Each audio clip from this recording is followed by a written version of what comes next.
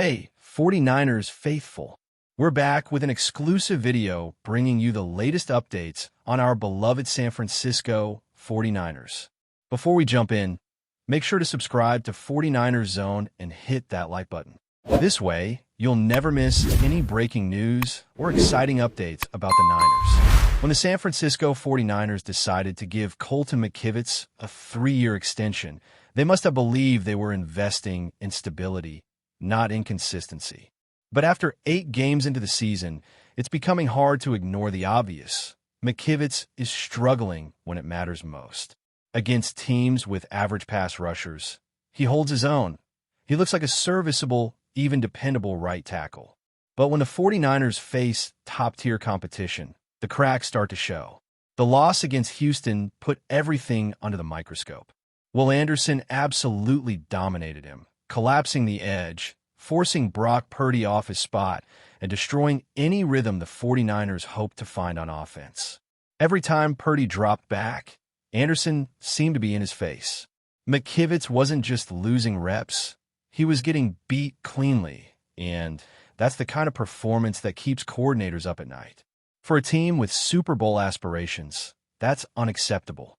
When you extend a player, you're saying, we trust this guy to protect our quarterback to hold his ground in January.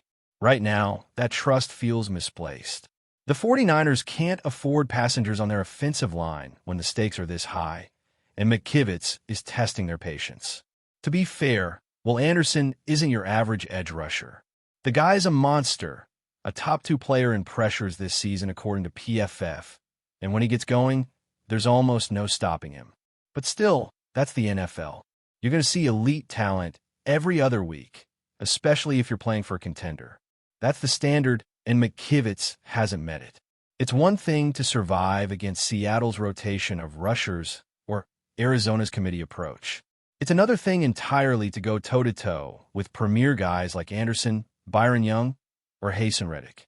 And that's where the extension looks questionable. The front office saw this coming. They knew McKivitz wasn't elite, but they gambled on his steadiness. Unfortunately, steadiness doesn't win championships when your right tackle becomes a liability against playoff-caliber defenses. Kyle Shanahan loves structure, rhythm, and clean pockets for his quarterback. When that pocket collapses, his whole system starts to wobble. And that's what we saw. The offense sputtered, the timing vanished, and all of it traces back to one weak link who's supposed to be an anchor. McKivitz's problem isn't effort, it's ceiling. He's maxed out as a solid, average NFL tackle who can look competent in the right matchups, but disappears when the heat gets real. The numbers tell the story perfectly. 9 pressures allowed in just 101 snaps against elite rushers, but only 6 in 176 snaps against lesser ones. Those aren't just stats. They're a mirror showing the 49ers exactly what they bought. The guy is a matchup protector, not an every-week protector. In today's NFL, that's a dangerous distinction. If you're the 49ers, you can't just hope to avoid star edge rushers. They're everywhere. You've got Micah Parsons in Dallas, Aiden Hutchinson in Detroit, and Nick Bosa in practice reminding you daily what elite looks like. So when your right tackle consistently loses against the very players you'll face in January, that's a red flag. It's not just about losing a few snaps. It's about the chain reaction those losses cause. Broken plays, stalled drives, field position swings. Every pressure is a small earthquake that shakes the confidence of your entire offense. It's easy to see why San Francisco made the move, though. Affordable tackles who know the system are rare. McKivitz knows Shanahan's offense inside and out. He's reliable in the locker room, durable on the field, and a team-first guy. But reliability doesn't equal dominance. And in football, you often pay the price for that difference at the worst possible moment. When you're protecting a young quarterback like Brock Purdy, who thrives on rhythm and timing, one missed block can destroy an entire drive. Purdy isn't built to take constant pressure. He's built to distribute quickly, on schedule. McKivitz's lapses throw that off completely. It's almost ironic. The 49ers extended him for stability, and now he's the biggest source of instability in their offense. Watching the tape from the Texans game feels like a cautionary tale.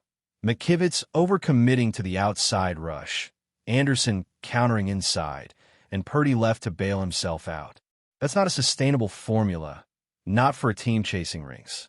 The truth is, the 49ers are living with a calculated risk, and risks sometimes explode. They weren't blind when they signed McKivitz. They knew he wasn't an all-pro. They knew his best value came from being good enough against mid-tier competition. But what they might not have fully grasped is how often those elite matchups decide real games. McKivitz's two worst performances against the Rams and Texans came against playoff-caliber defenses. That's not coincidence. That's exposure. And while he graded out at 80 against average rushers, his 61 grade against top competition is brutal. That's the type of dip that decides postseason outcomes. You can get away with it in Week 4. You can't get away with it in the NFC Championship. The 49ers' identity is built on balance and control, dominating up front, dictating tempo. But every time McKivitz gets bullied off the line, that identity fractures a little more, and opponents can smell the weakness. Now, it's not panic time yet, but it's definitely reflection time. The front office has to ask itself what it really bought with this 3-year deal. Was it value, or was it convenience? Did they lock in a steady veteran who helps the system run smoothly, or did they trap themselves in mediocrity at a critical position? Because right now, that's how it looks. The offensive line has been solid on the left side with Trent Williams anchoring things, but you can't have one dominant tackle and one liability. Defenses know where to attack. They line up their best guy against McKivitz and force the issue. And when the 49ers meet teams like Philadelphia, Detroit, or Dallas, that mismatch could be the difference between advancing and going home early. It's harsh but true. Every Super Bowl dream starts and ends in the trenches. And right now, McKivitz's extension is starting to feel less like a smart investment and more like an expensive question mark. Let's talk about what this means going forward, because the ripple effects are massive. The 49ers' offense is a rhythm machine. It thrives on precision, timing, and trust. Every piece of that puzzle needs to function in sync, especially the offensive line. When one link breaks, the entire flow falls apart. McKivitz's inconsistency forces Shanahan to adapt in ways that limit the offense's creativity. More chips from tight ends, extra help from running backs, shorter routes for Purdy to release quicker. All these adjustments exist to mask one player's weakness. And that's the frustrating part. Instead of expanding their playbook, the 49ers are shrinking it. You can feel it in the play calling. Shanahan, one of the league's most innovative minds, is suddenly having to call games with training wheels because his right tackle can't consistently win one-on-one. That's not just a scheme issue. It's a personnel failure. And when that happens, it's fair to ask, was this extension really worth the constraints it created? The question now isn't whether McKivitz can improve, it's whether the 49ers can afford to wait. Offensive linemen do develop, sure, but development takes time, and this team doesn't have that luxury. They're in their championship window right now. They've got a roster stacked with elite talent. Christian McCaffrey, Deebo Samuel, Brandon Ayuk, George Kittle, Nick Bosa. The list goes on. You don't want one weak spot derailing the momentum of a potential Super Bowl run. And make no mistake, defenses will exploit it. In film rooms across the league, coaches are already circling McKivitz's name. Attack here. That's how it works. You find a soft spot and hammer it until the opponent proves they can stop you. The 49ers know this, and deep down, McKivitz probably does too. Pressure isn't just coming from edge rushers. It's coming from expectations. Every snap he plays now carries extra weight, because one more bad game could define his narrative for good. It's fascinating how football exposes truth so quickly. You can't hide on the offensive line. Every weakness gets magnified, every slip replayed in slow motion. For McKivitz, that spotlight is brutal right now. Yet this story doesn't have to end in disaster. Some players rise to the moment, fueled by doubt, proving everyone wrong. If McKivitz can find a way to elevate against top-tier opponents, even slightly, the 49ers can live with that. They don't need him to be an all-pro. They just need him to not collapse against elite rushers. The irony is that he's solid against 70% of the league, But the other 30% are exactly the teams standing between San Francisco and another Super Bowl. That's the cruel math of football.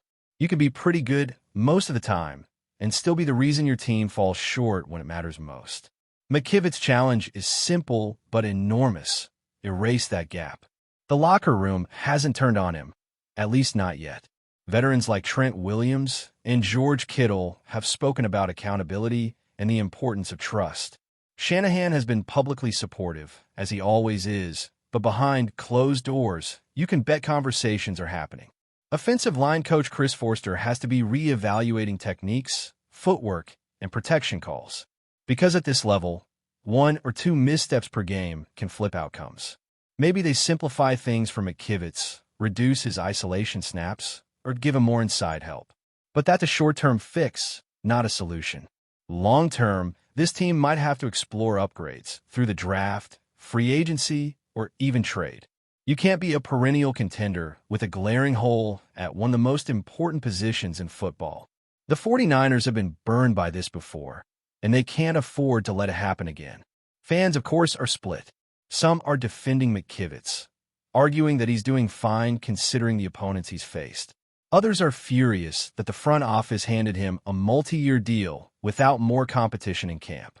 That's the beauty and pain of fandom. Everyone's watching the same plays, but emotions color the analysis. Still, one thing's clear: patience is running thin. In a league where success is measured in inches and milliseconds, good enough doesn't cut it. Especially not for a franchise that's been to multiple NFC championships in recent years. The margin for error is razor thin, and McKivitz's errors are showing up under the brightest lights. If he doesn't turn it around, he might go from extension recipient to off-season scapegoat, a narrative the 49ers surely hoped to avoid when they inked that deal. But before we dive in, don't forget to subscribe to 49ers Zone and hit the like button on this video. Your support helps us keep bringing you the latest updates on the San Francisco 49ers. And don't forget to share your thoughts on the news in the comments below. In the end, this is the harsh reality of professional football. Every extension is a bet, and not all bets pay off. The 49ers believed they were buying continuity, and in some ways they did. McKivitz is a steady worker, a locker room guy, and a system fit. But in the NFL, effort isn't the same as excellence. When the playoffs roll around and defenses start hunting weaknesses, every flaw gets magnified. The 49ers' success will depend on whether McKivitz can close that gap between reliable and elite, or at least survive long enough for Shanahan's offense to function around him. If he can, San Francisco will keep rolling. If he can't, that 3-year extension might become one of those "what were they thinking" deals fans talk about for years. And in a league built on inches, reputations, and razor-thin margins, that's a regret no contender wants to live with. The financial and strategic implications of signing Chris Jones are also fueling rumors and speculation, as analysts and fans discuss contract structures, salary cap ramifications, and the broader philosophy behind the 49ers' aggressive pursuit of elite talent. Rumors suggest that management views Jones not just as a defensive upgrade, but as a statement of intent, signaling to players, fans, and rivals that San Francisco is committed to contending at the highest level immediately. Draft strategies may shift as a result, with teams reconsidering how to allocate resources to counterbalance this addition, and the ripple effects extend into future free agency considerations. Fans are debating whether this signing could attract other high-profile free agents, create a culture of excellence, or even alter the trajectory of young players' careers within the organization. Analysts are highlighting the multidimensional impact of Jones' presence, from statistical production to team morale, and from tactical flexibility to opponent game planning. Rumors about trade possibilities, rotational schemes, and situational utilization continue to swirl, emphasizing the depth of planning that accompanies a move of this magnitude. Social media engagement reflects the excitement, speculation, and debate, with fans generating content, highlight reels, and predictive analyses, all of which contribute to the growing narrative that Chris Jones' arrival is transformative. In short, his signing is more than just a roster update. It's a catalyst for discussion, strategic evolution, and league-wide attention that promises to dominate conversations for months, if not years. The narrative around Evans' potential 49ers debut is already shaping fan expectations and media coverage, with insiders suggesting that anticipation for his first game is reaching unprecedented levels. Sports shows, podcasts, and social media platforms are abuzz with speculative lineups, projected statistics, and highlight reel scenarios, as fans imagine the immediate impact Evans could have on offensive efficiency and scoring potential. Rumors indicate that ticket sales, merchandise pre-orders, and digital engagement are already experiencing spikes in response to the possibility of Evans joining the team, underscoring the commercial as well as athletic implications of this move. Analysts are projecting potential signature plays, from sideline toe taps to contested catches in the end zone, that could become defining moments in the early weeks of the season. Meanwhile, the media narrative emphasizes the dual storylines: Evans' departure from Tampa Bay and his prospective transformation of the 49ers offense. Insider chatter suggests that coaching staff may leverage this excitement to integrate Evans gradually, ensuring his adaptation to the system while maximizing audience anticipation for every game. The psychological dimension is equally compelling, as opponents are expected to adjust defensive priorities immediately, creating ripple effects across matchups and game strategies. Overall, the anticipation surrounding Evans' debut encapsulates the intersection of sports performance, fan culture, and media spectacle, amplifying the drama and hype beyond mere statistics. That's it for this update.